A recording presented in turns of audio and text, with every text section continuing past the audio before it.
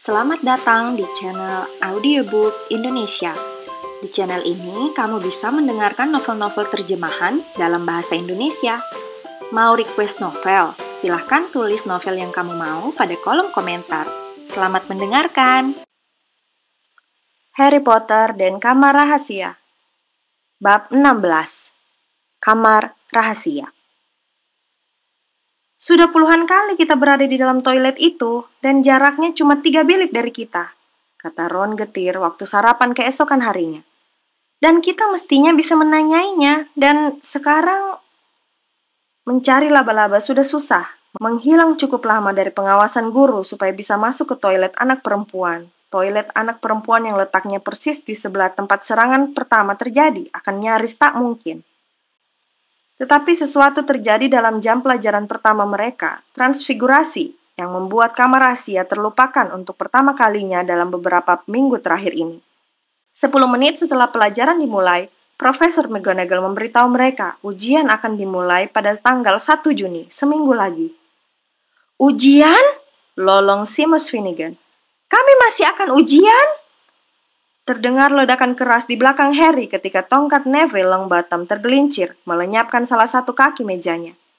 Profesor McGonagall mengembalikan keadaan meja itu dengan lambaian tongkatnya sendiri, lalu berpaling, mengernyit kepada Seamus. Tujuan utama sekolah ini tetap dibuka pada saat seperti ini adalah agar kalian bisa menerima pendidikan, katanya tegas. Ujian, karena itu, akan berlangsung seperti biasa. Dan aku percaya kalian semua sudah belajar dengan tekun. Belajar dengan tekun? Tak pernah terpikir oleh Harry akan ada ujian pada saat suasana kastil seperti ini. Terdengar banyak gumam memberontak di dalam seluruh ruangan, yang membuat Profesor McGonagall mengernyit semakin galak. Instruksi Profesor Dumbledore adalah menjaga agar sekolah berlangsung senormal mungkin, katanya. Dan itu tidak perlu kutunjukkan berarti mencari tahu berapa banyak yang sudah kalian pelajari tahun ini. Harry menunduk memandang sepasang kelinci putih yang seharusnya diubah menjadi sandal. Apa yang sudah dipelajarinya tahun ini? Rasanya dia tidak bisa memikirkan sesuatu yang bisa berguna dalam ujian. Tampang Ron seolah dia baru saja diberitahu dirinya harus tinggal seumur hidup di hutan terlarang. Bisa kau bayangkan, aku ujian dengan ini? Dia bertanya kepada Harry, mengangkat tongkatnya yang baru saja mulai bersuit keras. 3 hari sebelum ujian hari pertama, Profesor McGonagall menyampaikan pengumuman lain sewaktu sarapan. Ada berita baik, katanya. Dan aula besar alih-alih menjadi sunyi, malah meledak ribut sekali. Dumbledore akan kembali, beberapa anak berteriak senang. Pewaris Slytherin sudah berhasil ditangkap. Pekik salah seorang anak perempuan di meja Ravenclaw. Pertandingan Quidditch akan diadakan lagi, teriak Wood penuh semangat. Ketika hiruk-pikuk sudah reda, Profesor McGonagall berkata, Profesor Sprout telah memberitahuku bahwa Mandrake sudah siap dipotong, akhirnya. Malam ini kita akan bisa menghidupkan kembali anak-anak yang sudah dibuat membatu. Tak perlu kuingatkan kepada kalian bahwa salah satu dari mereka mungkin bisa memberitahu kita siapa atau apa yang menyerang mereka. Aku berharap tahun mengerikan ini akan berakhir dengan kita menangkap si pelaku. Anak-anak bersorak riuh rendah. Harry memandang ke meja Slytherin dan sama sekali tidak heran melihat Draco Malfoy tidak ikut bersorak. Tetapi Ron kelihatan lebih riang dari beberapa hari belakangan ini. Kalau begitu kita tidak perlu lagi menanyai Myrtle, katanya kepada Harry. Hermione mungkin punya semua jawabannya kalau mereka membangunkannya. Hati-hati saja, dia akan sewot sekali kalau tahu 3 hari lagi kita ujian. Dia belum belajar. Mungkin baginya lebih baik jika dia dibiarkan membatu sampai ujian selesai. Saat itu Ginny Weasley datang dan duduk di sebelah Ron. Dia kelihatan tegang dan gugup. Dan Harry memperhatikan tangannya saling remas di atas pangkuannya. Ada apa? Tanya Ron, mengambil bubur lagi. Ginny tidak mengatakan apa-apa, tetapi memandang ke sekeliling meja Gryffindor. Wajahnya menampakkan ketakutan yang mengingatkan Harry akan seseorang, meskipun dia tidak bisa ingat siapa. Bilang saja, kata Ron memandang adiknya. Harry mendadak sadar Ginny seperti siapa. Dia mengayun-ngayun ke depan dan ke belakang, sedikit di kursinya, persis seperti Dobby ketika akan menyampaikan informasi terlarang. Aku harus memberitahu kalian sesuatu, Ginny komat kamit berhati-hati agar tidak memandang Harry. Apa itu? Tanya Harry. Ginny kelihatan seakan tidak bisa menemukan kata-kata yang tepat. Apa? Tanya Ron. Ginny membuka mulutnya, tapi tidak ada suara yang keluar. Harry mencondongkan tubuh ke depan dan berkata pelan, sehingga hanya Ginny dan Ron yang bisa mendengarnya. Apakah sesuatu tentang kamar rahasia? Apakah kau melihat sesuatu? Orang yang bersikap aneh? Ginny menarik nafas dalam-dalam, dan tepat pada saat itu, Percy Weasley muncul, kelihatan lelah dan pucat. Kalau kalian sudah selesai sarapan, aku akan duduk di situ. Ginny, aku lapar sekali. Aku baru saja bebas tugas patroli. Ginny melompat seakan kursinya disetrum listrik, sekilas melempar pandang ketakutan kepada Percy, lalu lari pergi. Percy duduk dan menyambar cangkir dari tengah meja. Percy, tegur Ron marah. Dia baru saja mau memberitahu kami sesuatu yang penting. Baru setengah jalan meneguk tehnya, Percy tersedak. Soal apa? Tanyanya, batuk-batuk. Aku bertanya-tanya kalau dia melihat sesuatu yang aneh, dan dia baru saja akan berkata, itu tidak ada hubungannya dengan kamar rahasia, kata Percy segera. Bagaimana kau tahu? Tanya Ron, alisnya terangkat. Ya, kalau kau mau tahu, Ginny berpapasan denganku kemarin dulu waktu aku, ya tak usah kukatakan deh. Yang jelas dia melihatku melakukan sesuatu dan aku memintanya agar tidak menceritakannya kepada orang lain. Kukira dia akan menepati janjinya. Bukan apa-apa sebetulnya, hanya saja aku lebih suka. Belum pernah Harry melihat Percy salah tingkah seperti itu. Apa yang kau lakukan, Percy? Tanya Ron nyengir. Ayo beritahu kami tidak akan tertawa. Percy tidak ikut tersenyum. Tolong ambilkan roti kadet, Harry, aku lapar sekali. Harry tahu seluruh misteri mungkin bisa dipecahkan besok tanpa bantuan mereka. Tetapi dia tidak akan melewatkan kesempatan berbicara dengan Myrtle. Dan betapa senangnya dia ketika ternyata kesempatan itu datang menjelang tengah hari ketika mereka sedang diantar ke kelas sejarah sihir oleh Gilderoy Lockhart. Lockhart yang sudah sering meyakinkan mereka bahwa semua bahaya telah lewat, tetapi ternyata dia keliru. Sekarang dia yakin sepenuhnya bahwa tak ada gunanya mengantar mereka melewati koridor-koridor. Rambutnya tidak selicin biasanya, rupanya dia berjaga hampir semalaman, berpatroli di lantai 4.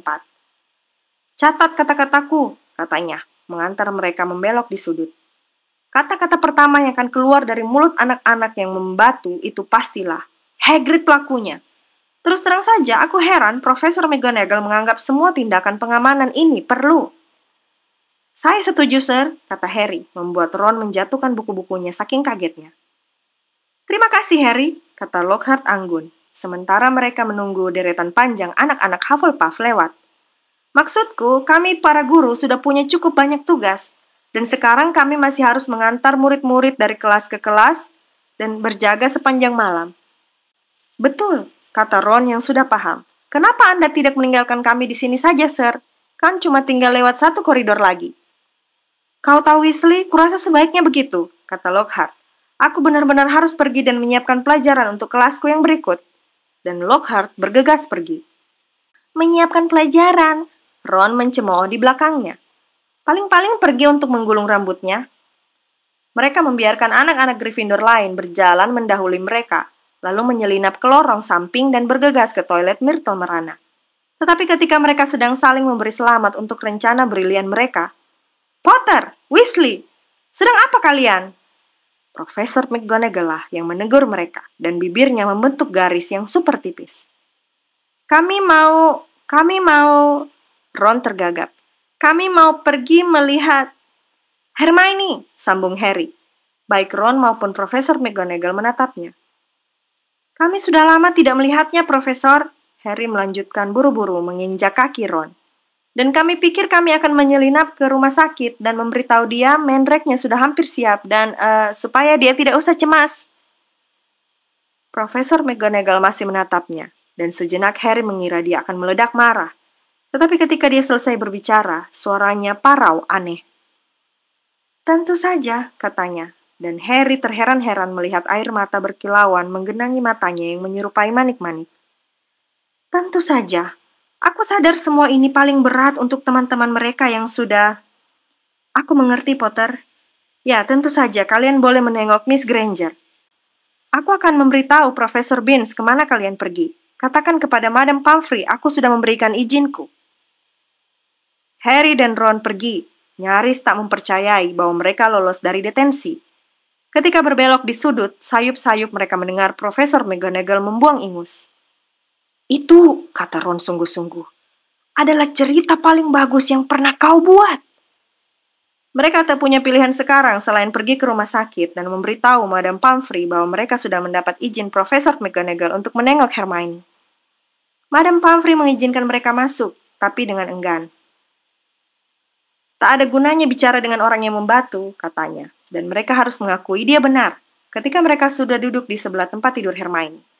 Jelas Hermione sama sekali tidak sadar dia kedatangan tamu, dan memberitahunya agar jangan cemas sama saja dengan berbicara pada lemari di sebelah tempat tidurnya.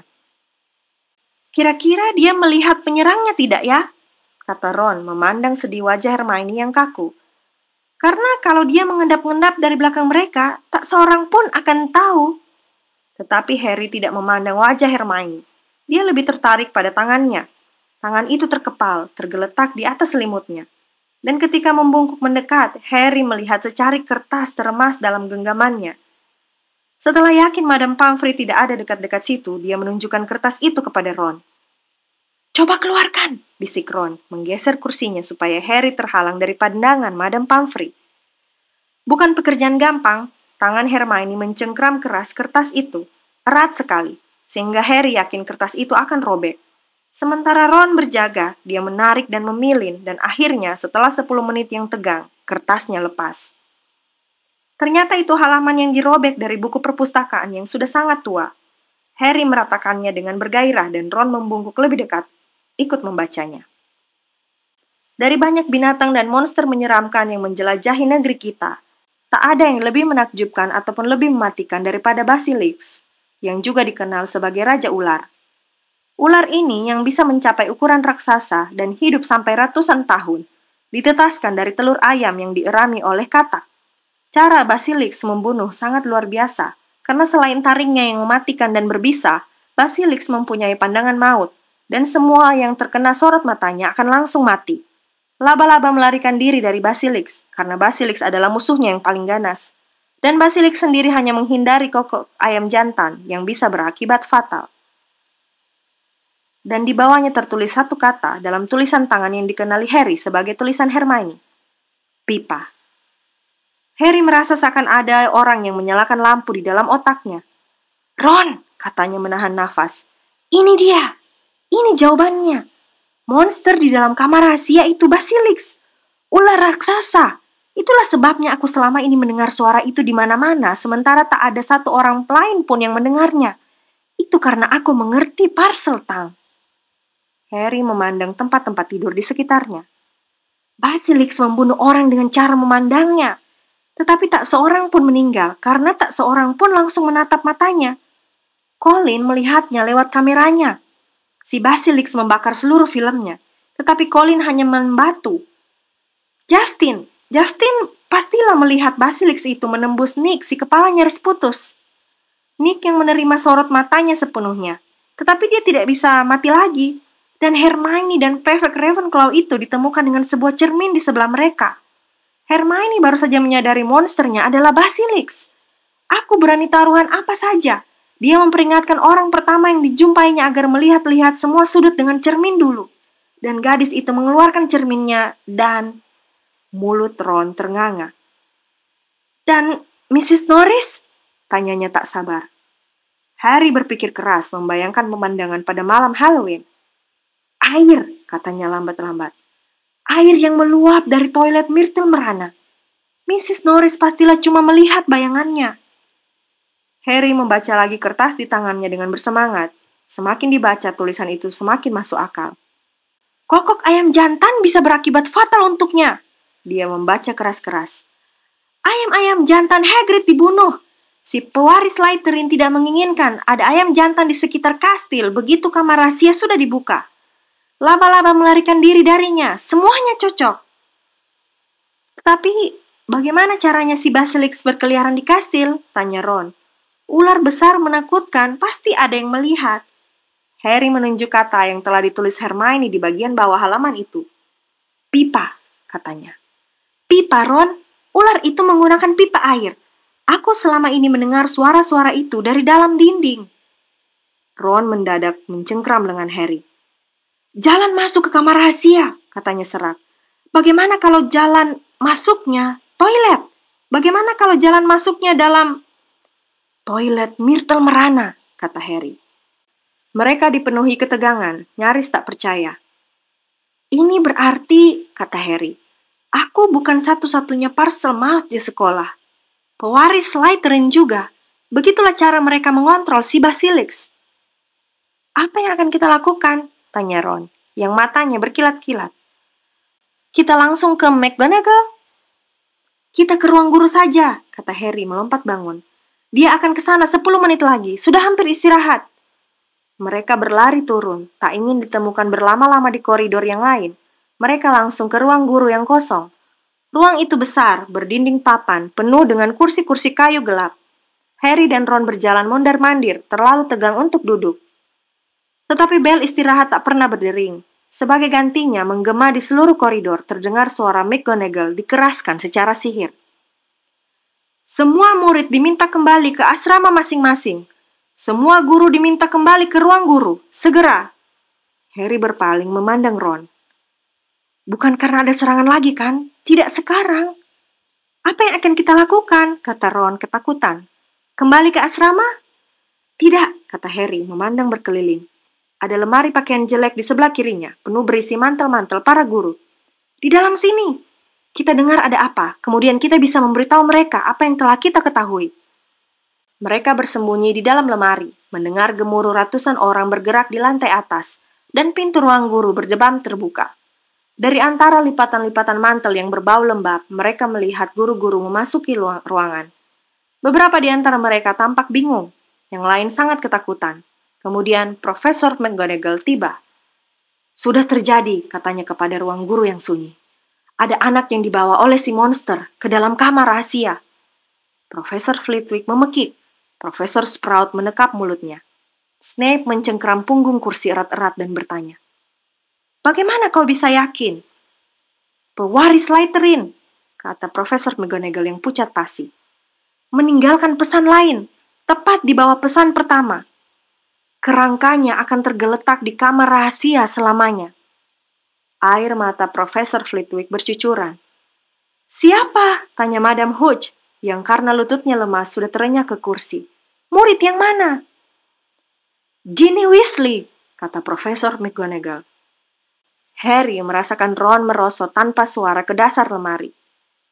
Kita terpaksa harus memulangkan semua murid besok pagi, kata Profesor McGonagall. Habislah riwayat Hogwarts, Dumbledore selalu berkata. Pintu ruang guru terbuka lagi. Sesaat, Harry yakin Dumbledore yang datang, tapi ternyata Lockhart dan wajahnya berseri-seri. Maaf, ketiduran. Aku sudah ketinggalan apa nih? Tampaknya dia tidak menyadari bahwa guru-guru yang lain memandangnya dengan tatapan yang mirip sekali kebencian. Snape melangkah maju. Orang yang tepat, katanya. Orang yang sangat tepat. Ada anak perempuan yang baru saja ditangkap monster, Lockhart. Dia dibawa ke kamar rahasia lagi. Saatmu telah tiba akhirnya. Lockhart memucat. Betul, Gilderoy, Profesor Sprout ikut bicara. Bukankah kau baru bilang semalam bahwa kau sudah lama tahu di mana jalan masuk ke kamar rahasia? Aku, ujar Lockhart gelagapan. Ya, bukankah kau bilang padaku, kau yakin kau tahu apa yang ada di dalam kamar itu? Ujar Profesor Flitwick. Masa? Aku tidak ingat. Aku ingat jelas. Bagaimana kau bilang kau menyesal tidak menangani si monster sebelum Hagrid ditangkap, kata Snape. Bukankah kau bilang semua kejadian ini ditangani dengan ceroboh, dan bahwa kau seharusnya diberi kebebasan penuh dari awal? Lockhart memandang bergantian kolega-koleganya yang berwajah membatu. Aku benar-benar belum pernah. Kalian mungkin salah paham. Kami menyerahkannya kepadamu kalau begitu, Gilderoy, kata Profesor McGonagall. Malam ini waktu yang ideal sekali untuk bertindak. Kami akan memastikan semua orang tidak mengganggumu. Kau akan bisa menangani si monster sendirian. Kebebasan penuh akhirnya kau dapatkan. Lockhart memandang putus asa ke sekeliling ruangan. Tetapi tak seorang pun menolongnya. Dia sama sekali tak kelihatan tampan lagi. Bibirnya gemetar, dan dengan absennya senyum pamer giginya yang biasa, dagunya kelihatan lemah dan ditumbuhi jenggot serabutan. Baiklah, katanya. "Eh, eh, aku, aku akan ke kantorku, bersiap-siap." Dan dia meninggalkan ruangan. "Baik," kata Profesor McGonagall yang lubang hidungnya mekar. "Kita bebas dari gangguannya. Kepala-kepala asrama harus memberitahu murid-murid mereka apa yang telah terjadi. Sampaikan kepada mereka Hogwarts Express akan membawa mereka pulang besok pagi-pagi. Guru-guru yang lain, tolong cek dan pastikan tak ada anak yang masih tertinggal di luar asrama mereka." Para guru bangkit dan keluar satu demi satu. Hari itu mungkin hari terburuk dalam kehidupan Harry. Dia, Ron, Fred, dan George duduk bersama di sudut ruang rekreasi Gryffindor, tak sanggup berkata apa-apa. Percy tidak ada di sana. Dia pergi mengirim burung hantu kepada Mr. dan Mrs. Weasley, kemudian mengurung diri di kamarnya. Belum pernah sore hari berjalan selambat itu. Juga belum pernah menara Gryffindor sepenuh itu, tetapi begitu sunyi. Menjelang terbenamnya matahari, Fred dan George pergi tidur, tak sanggup lagi terus duduk di sana. "Ginny tahu sesuatu, Harry," kata Ron, bicara untuk pertama kalinya sejak mereka memasuki lemari pakaian di ruang guru. "Itulah sebabnya dia ditangkap. Sama sekali bukan soal sepele tentang Percy. Dia tahu sesuatu tentang kamar rahasia. Itulah sebabnya dia di..." Ron mengusap matanya dengan kalut. "Maksudku, dia berdarah murni. Tak mungkin ada alasan lain." Harry bisa melihat matahari yang sedang terbenam, merah darah, di bawah batas cakrawala. Belum pernah dia merasa sesedih dan seputus asa ini. Kalau saja ada sesuatu yang bisa dilakukannya. Apa saja? "Harry," kata Ron, "menurutmu apakah ada sedikit saja kemungkinan dia belum..." "Kau tahu..." Harry tak tahu harus mengatakan apa. Dia tidak bisa membayangkan kemungkinan Ginny masih hidup. "Tahu tidak," kata Ron, "kurasa kita harus menemui Lockhart. Beritahu dia apa yang kita ketahui. Dia akan mencoba memasuki kamar rahasia. Kita bisa memberitahu dia di mana kamar itu menurut dugaan kita, dan memberitahu dia Basilisk lah yang ada di dalamnya." Karena Harry tak bisa memikirkan hal lain yang bisa dilakukan, dan karena dia ingin sekali melakukan sesuatu, dia setuju. Anak-anak Gryffindor di sekeliling mereka begitu sedih dan kasihan kepada Weasley bersaudara, sehingga tak seorang pun dari mereka berusaha mencegah ketika mereka bangkit, menyeberangi ruangan dan keluar lewat lubang lukisan.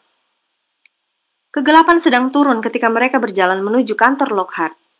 Kedengarannya sedang banyak kesibukan berlangsung di dalam. Mereka bisa mendengar bunyi bergeser, gedebak-gedebuk, dan langkah-langkah kaki bergegas. Harry mengetuk pintu dan mendadak di dalam sunyi. Kemudian pintu terkuak sedikit sekali dan mereka melihat sebelah mata Lockhart mengintip. "Oh, Mr. Potter, Mr. Weasley," katanya, menguak pintu sedikit lebih lebar. "Aku sedang agak sibuk, kalau kalian bisa cepat." "Profesor, kami punya informasi untuk Anda," kata Harry. "Kami rasa ini akan membantu Anda." Ya, ini tidak terlalu..." Sisi wajah Lockhart yang tampak oleh mereka seakan kelihatan sangat salah tingkah. "Maksudku ya, baiklah." Dia membuka pintu dan mereka masuk. Kantornya sudah hampir kosong. 2 koper besar terbuka di lantai. Jubah-jubah hijau kumala, ungu, biru tua dilipat buru-buru dan ditumpuk dalam salah satu koper. Buku-buku campur aduk berantakan di koper satunya. Foto-foto yang sebelumnya memenuhi dinding kini dijejalkan dalam kardus di atas meja. "Anda mau pergi?" tanya Harry. Ya, kata Lockhart sambil menarik lepas poster dirinya yang sebesar badannya dari balik pintu dan mulai menggulungnya. "Panggilan penting, tak bisa dihindari, harus pergi." "Bagaimana dengan adik saya?" tanya Ron tertegun. "Ya, soal itu sayang sekali," kata Lockhart, menghindari tatapan mereka ketika dia menarik laci dan mulai memindahkan isinya ke dalam tas. "Tak ada yang lebih menyesal dariku." "Anda guru pertahanan terhadap ilmu hitam," kata Harry. "Anda tak bisa pergi sekarang. Tidak, sementara ilmu hitam sedang berlangsung seru di sini." "Ya, aku harus bilang, waktu aku menerima pekerjaan ini," Lockhart bergumam, sekarang menumpuk kaos kaki di atas jubah-jubahnya. "Tak disebut-sebut di rincian tugasku, tak kukira." "Maksud Anda melarikan diri?" tanya Harry tak percaya. "Setelah semua yang Anda tulis di dalam buku Anda?" "Buku bisa menyesatkan," kata Lockhart mengelak. "Anda yang menulis semua buku itu," teriak Harry. "Nak," kata Lockhart menegakkan diri dan mengernyit kepada Harry. Gunakan akal sehatmu. Buku-bukuku tidak akan selaris itu kalau orang tidak beranggapan aku telah mengalami peristiwa-peristiwa itu.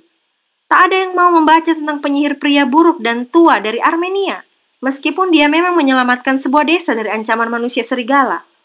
Tampang jeleknya tidak akan menarik dipajang di sampul depan. Cara berpakaiannya sama sekali tak berselera. Dan penyihir wanita yang mengusir Banshee Bandon berbibir sumbing, maksudku, mana menarik sih? Jadi Anda yang menerima semua pujian untuk begitu banyak hal yang dilakukan oleh orang lain? Kata Harry tak percaya. Harry, kata Lockhart menggelengkan kepala tak sabar. Tidak sesederhana itu, perlu kerja keras.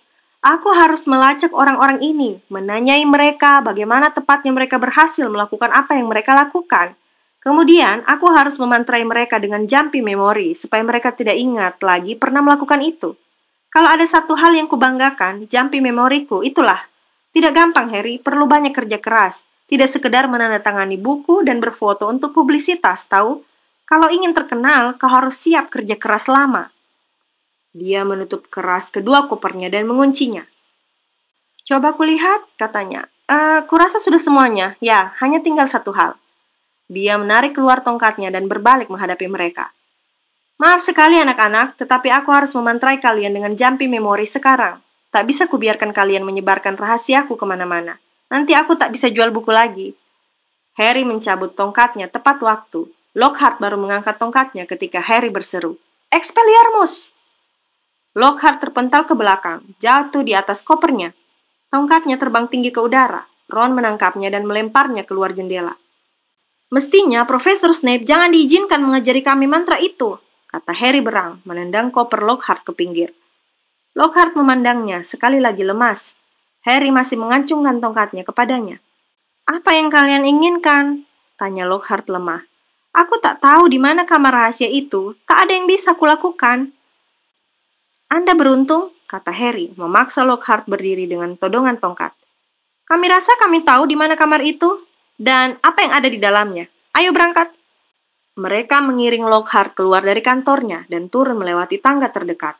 Menyusuri koridor gelap yang di dindingnya terpampang pesan-pesan berkilat menuju pintu toilet Myrtle Merana. Mereka menyuruh Lockhart masuk lebih dulu. Harry senang melihatnya gemetar. Myrtle Merana sedang duduk di tangki air di bilik paling ujung. Oh, kau, katanya ketika melihat Harry. Kau mau apa kali ini? Mau tanya padamu bagaimana kau meninggal, kata Harry. Seluruh penampilan Myrtle langsung berubah, seakan dia amat tersanjung ditanyai seperti itu. Oh, sungguh mengerikan, katanya senang. Oh, sungguh mengerikan, katanya senang. Terjadi di sini, aku meninggal di dalam bilik ini. Aku masih ingat benar, aku sedang bersembunyi karena Olive Hornby mengolok-ngolok kacamataku. Pintunya terkunci dan aku sedang menangis, dan kemudian kudengar ada yang masuk. Dia mengatakan sesuatu yang aneh, bahasa lain. Kupikir begitu. Tetapi yang membuatku kaget, yang bicara anak laki-laki. Jadi kubuka pintu untuk menyuruhnya pergi, dan menggunakan toiletnya sendiri. Dan kemudian, Myrtle seakan menggelembung penting. Wajahnya bercahaya. Aku mati. Bagaimana? Tanya Harry. Entahlah, kata Myrtle dengan suara rendah. Aku cuma ingat melihat sepasang mata kuning besar. Seluruh tubuhku mendadak macet dan tiba-tiba saja aku sudah melayang-layang. Dia memandang Harry dengan pandangan menerawang. Dan kemudian aku kembali ke sini. Soalnya aku bertekad akan menghantui Olive Hornby. Oh, dia menyesal sekali menertawakan kacamataku. Di mana tepatnya kau melihat mata itu? Tanya Harry. Di sekitar situ, kata Myrtle menunjuk ke arah wastafel di depan biliknya.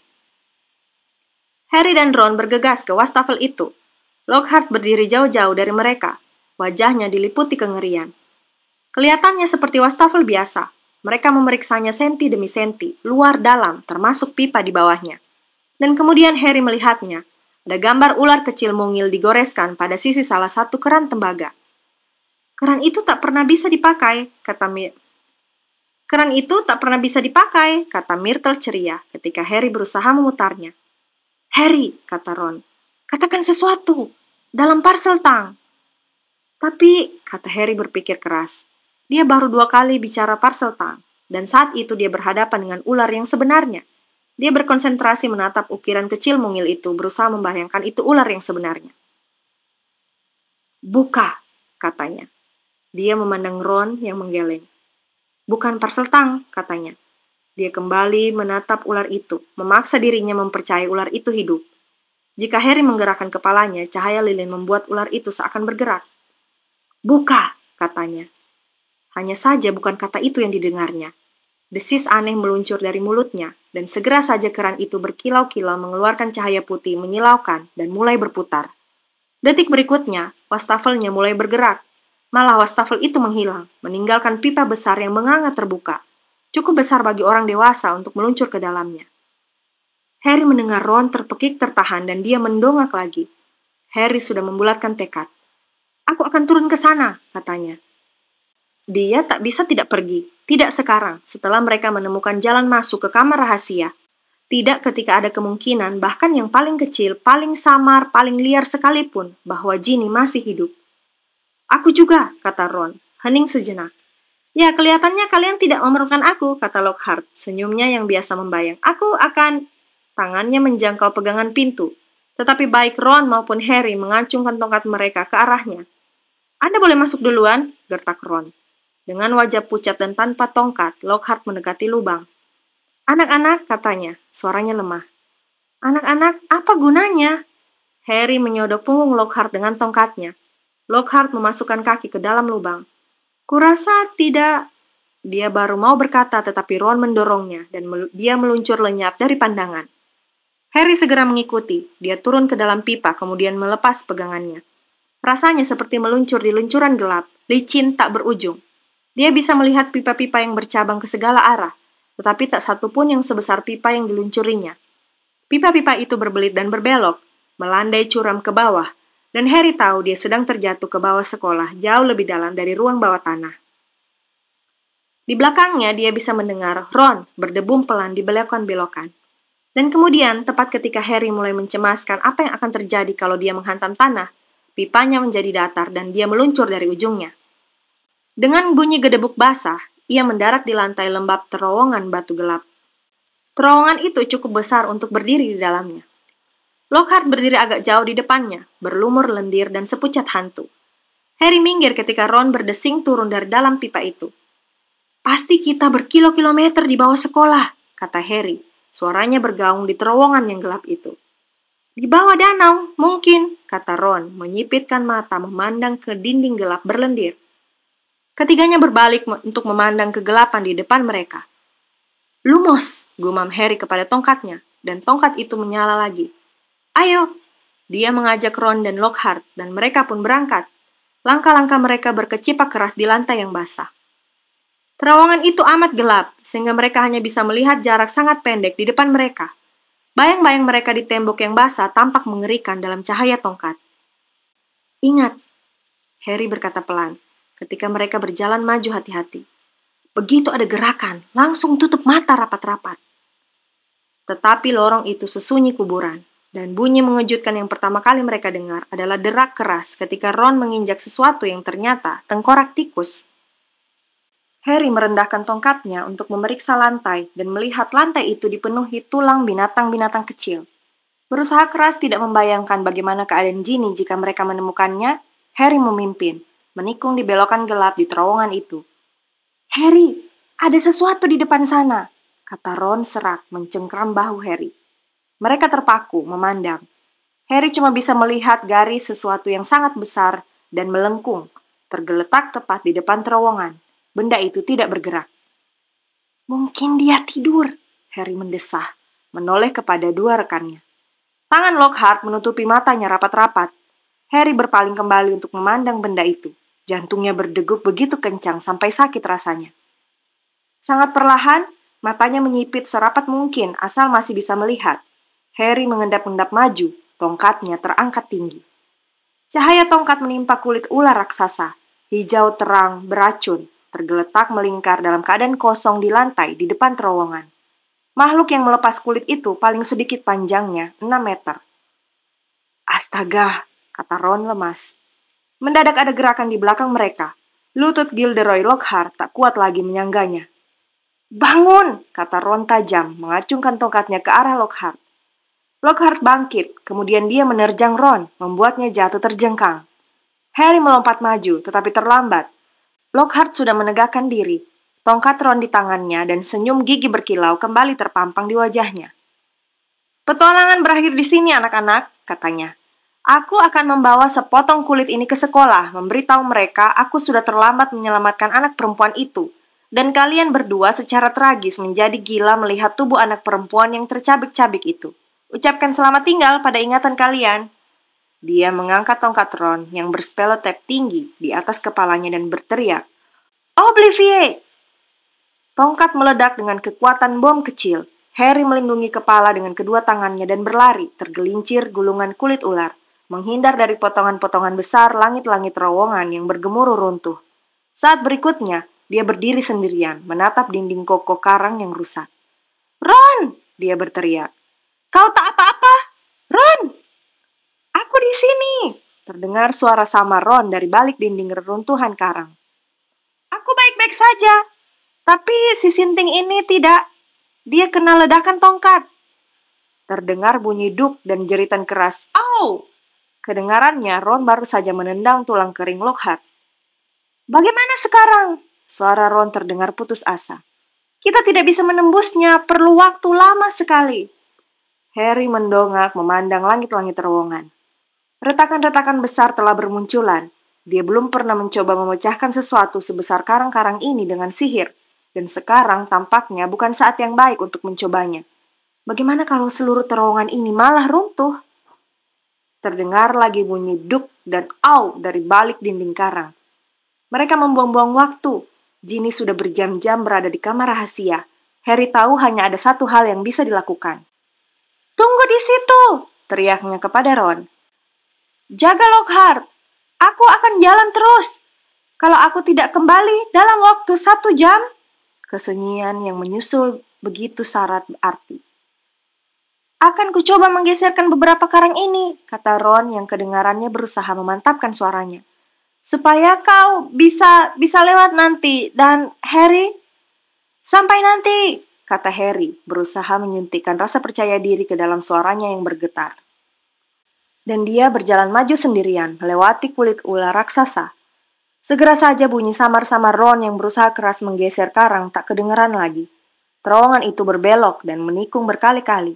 Seluruh saraf di tubuh Harry menggelenyar tak nyaman. Dia ingin terowongan berakhir, tetapi takut apa yang akan ditemukannya. Dan kemudian akhirnya, ketika dia merayap membelok di tikungan berikutnya, dia melihat dinding kokoh di depannya.